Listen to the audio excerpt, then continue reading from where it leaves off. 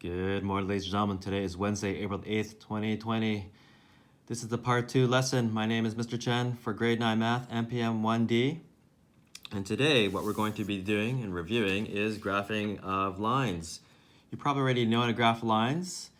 First of all, when we graph straight lines, we want to have a graph paper and we have to have labeled axes, the X and Y axis labeled, and an appropriate scale. I decided to use 1 unit per 1 square. Hopefully you can see that quite well.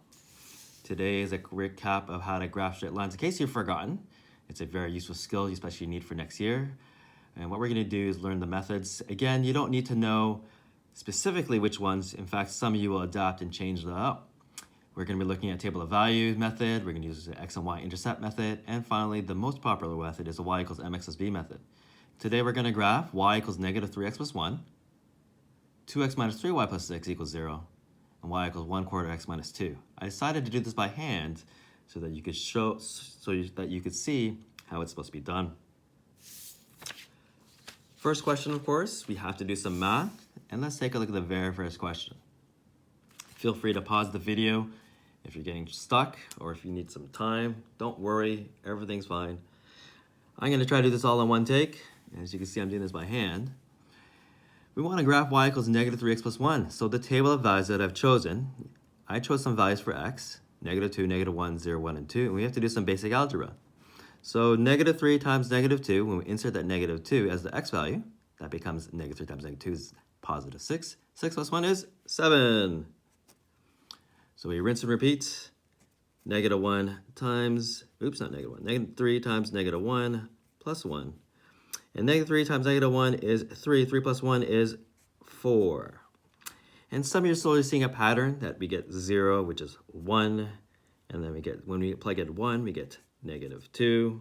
And when we plug in 2, we get negative 5. So those are the points that we're going to actually plot. Negative 2 and 7, negative 1 and 4, 0 and 1, 1 and negative 2, and 2 and negative 5. Now, you don't need all 5 of these points. The bare minimum is 2 points. But just to make sure we're okay, let's see if we can plot this. And I'm going to use hopefully this blue marker, and let's see if we get this right in one take. Negative 2 and 7, way up here. Negative 1 and 4, right over there. 0 and 1, right over there. 1 and negative 2, down here. And 2 negative 5, way down here. It seems to be a steep falling line.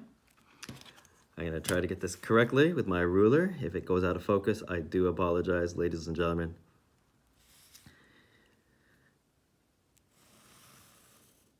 And there we have it, ladies and gentlemen. We have our first graph plotted using the table of values method. And I will label them after the end. Hopefully we can get it. The second method is the X and Y intercept method. This looks like a table of values, and it's a modification, right? And basically, we want to know what are the X and Y intercepts for 2x minus 3y plus 6 equals 0. And so you can already see that I've already made the y value 0 and the x value 0. So one more time. For the x-intercept, let y equals 0. You have to do some math. So what we're going to get is 2x minus 3 times 0 plus 6 equals 0 for the standard form. Anything times 0, though, is 0. So we're left with this 2x plus 6 equals 0. Put the 6 on the other side by subtracting 6 to both sides. And then x equals negative 3. Hopefully you guys can see that. We rinse and repeat. Let x equal 0. And I should have put that value in there. So that is our first point. When x equals to 0, well, that's 2 times 0 minus 3 times y plus 6 equals 0. 2 times 0 is 0, so we get negative 3y plus 6 equals 0. Put the same thing, the 6 on the other side, which is negative 6. And then y equals 2.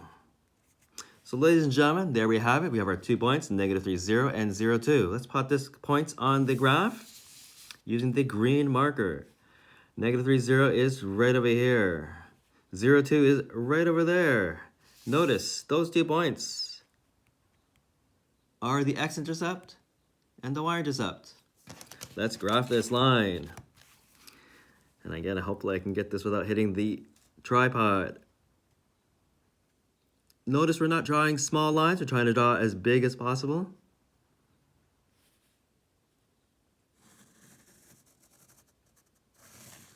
And in the green marker, hopefully you guys can tell, I don't know, differentiate.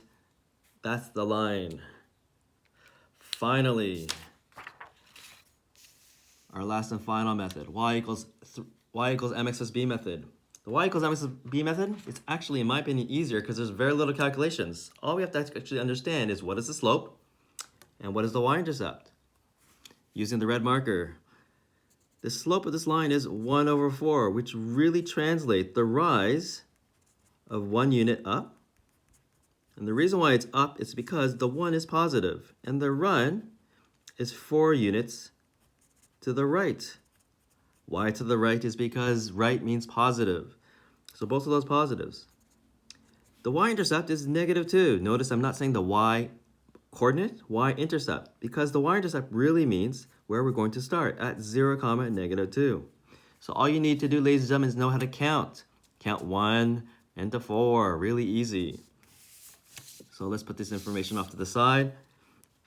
Where are we going to start? At -2, right over there in red. Hopefully you guys can see that. And we're going to rise 1 and count 4 to the right. 1, 2, 3, 4. Notice I'm running out of space, but we can still follow that pattern. 1, rise 1, and 1, 2, 3, 4. We just have to count. That's all you have to do. You notice we can actually take this value also going down 1 and 4 to the left. 1, 2, 3, 4. And ladies and gentlemen, there you have it. In red. Hopefully, again, I can get this without knocking the tripod.